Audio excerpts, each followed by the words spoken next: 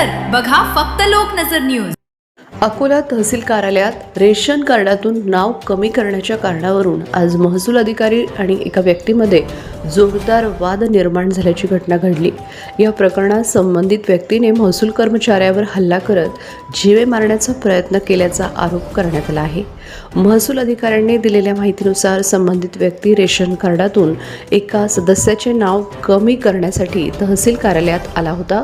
मात्र नियमानुसार ज्या व्यक्तीचे नाव कमी करायचे आहे त्या व्यक्तीला प्रत्यक्ष उपस्थित राहून आवश्यक कागदपत्रांची पूर्तता करणे बंधनकारक असल्याचे कर्मचाऱ्यांनी स्पष्ट केले। यावरून दोन्ही बाजूंमध्ये तीव्र शाब्दिक वाद झाला। वादाचे रूपांतर धक्काबुक्कीमध्ये झाले असून संबंधित व्यक्तीने कर्मचाऱ्यावर हल्ला केल्याचा आरोप आहे। घटनेनंतर कार्यालयात काही काळ तणावाचे वातावरण निर्माण झाले होते। या प्रकरणी महसूल कर्मचाऱ्यांनी संबंधित व्यक्तीविरोधात पोलीस ठाण्यात तक्रार दाखल केली आहे। पोलिसांनी गुन्हा नोंदवून पुढील तपास सुरू केला असून अधिक माहिती तपासांती स्पष्ट होणार आहे।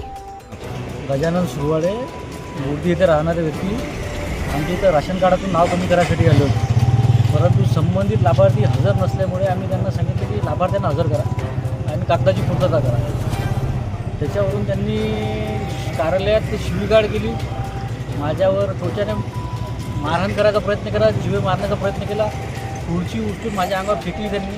त्याच्यामुळे माझ्या हाताला छातीला दुखापत झाली। तुम्ही तक्रार एफ आर दाखल करायला चालतो। ठीक आहे।